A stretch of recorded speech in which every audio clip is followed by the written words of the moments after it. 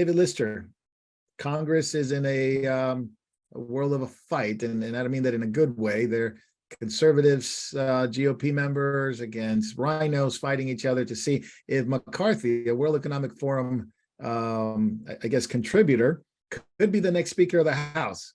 Is it like choosing the third officer in the Titanic? Is it much to do about nothing?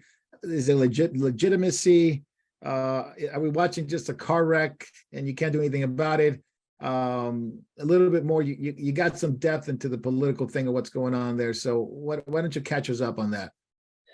Well, Marco, I think we talked about at one point in the past that is this the end of the Republican Party? I think that was a year or more ago. And I think we both agree that it's going that way. But I do have to say that I'm in agreement with these minorities. Even as a young man, as a hippie and all that stuff, it was always the minority that came up with the best ideas because the majority always liked the status quo. Okay. And so they were always comfortable in their winning. But here you have these men that are standing against this McCarthy that wants to be speaker. Well, you have to understand the role of the speaker. The speaker is not just the speaker for the Republican Party. The role is seen as a speaker for the whole House. Okay. And so what's happened, there was a speaker in the past named John Bonner who would go up to the White House and he would negotiate these omnibus bills that would be negotiated with him and the president. And there'd probably be the chief of staff there. The bill would all be worked out. He would bring it back and it would be voted on. And then the individual members and the committees didn't get a chance to contribute to the bills, didn't get a chance to bring amendments on the floor, which normally happens under regular order, but we're not under regular order now. And so the speaker for the Republicans or for the Democrats would only bring a bill to the floor that had a majority to pass it.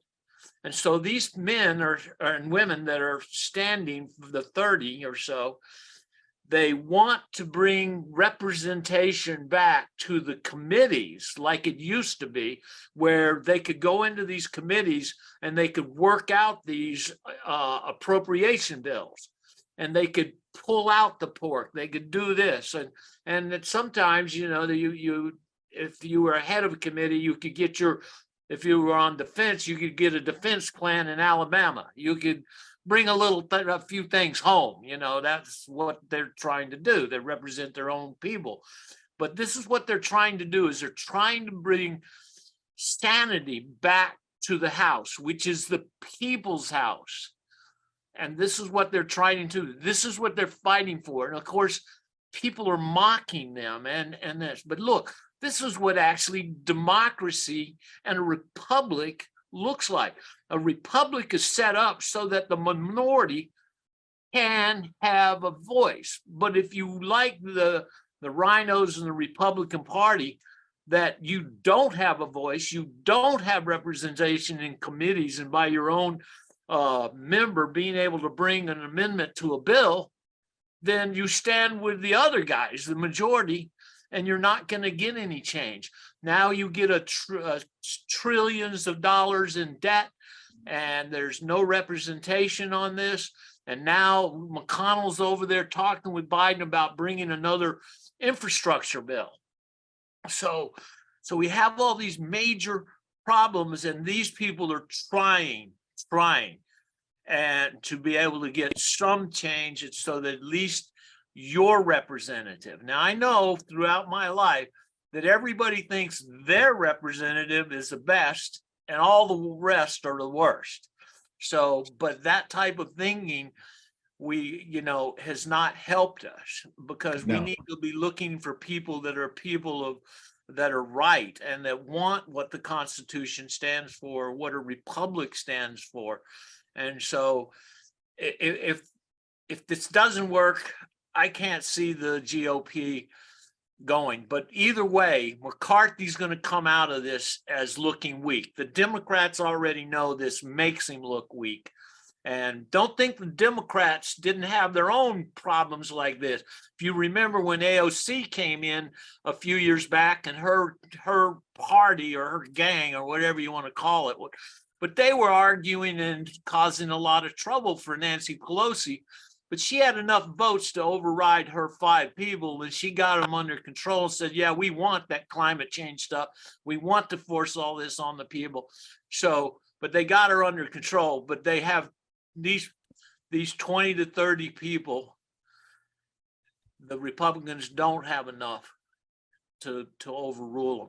So I would say pray for these people, pray for America, pray that people would actually see that this would be a good thing, that we could get the House of Representatives back to regular order, and that your representative, wherever you live here in America, could be represented by your representative and have the right to offer an amendment to a bill and to it be voted on. And so that's my take. Yeah. Hey, Jay, concerning McCarthy, WEF member, that to me is like red flag, red flag, red flag. Am I just looking way too much into that, or is there some legitimacy to it? I don't think so. I mean, okay, if you had any misgivings that America wasn't in trouble, the man has lost 12 votes to become the Speaker of the House. If we're not scraping the bottom of the American democracy barrel, then what are we doing? And this man has been in office for over 20 years, serving the people. Will he ever vote for term limits? No. They'll never vote for term limits. And that's the biggest issue that we face in the House. We have people that have been there, like Nancy Pelosi, for 40 years. Way too long. And what can you do with that? That you want to talk about World Economic Forum? They could place one person that keeps getting elected there forever and ever, and they always have that vote sewn up for their agenda. So Kevin McCarthy is definitely let's not just put him into the WEF. Let's say that he is the mainstream political class pundit. He'll do whatever the majority wants him to do because he's part of the status quo. Yeah, we're on the verge of spending $1 trillion a year just on interest on the debt. 1 trillion, bigger than the defense budget. That is a national security, and of course it affects the rest of the world, because look what Congress has been doing by spending billions into Ukraine, into the war. And so this is not just an American issue, it affects the world. It affects how we fund wars, how we fund different things. And McCarthy's been on record agreeing with AOC and agreeing with Omar on things that it would be incomprehensible for, let's say, a conservative to do so. But yeah, he's from California, so Jay, we know who he is and what's he all about, and we know that he owns a lot of money, a lot of real estate, really nice real estate here in California. $22 million worth of real estate in California. Yeah, he, with the old saying, he went to do good, and he did real good. He did real good.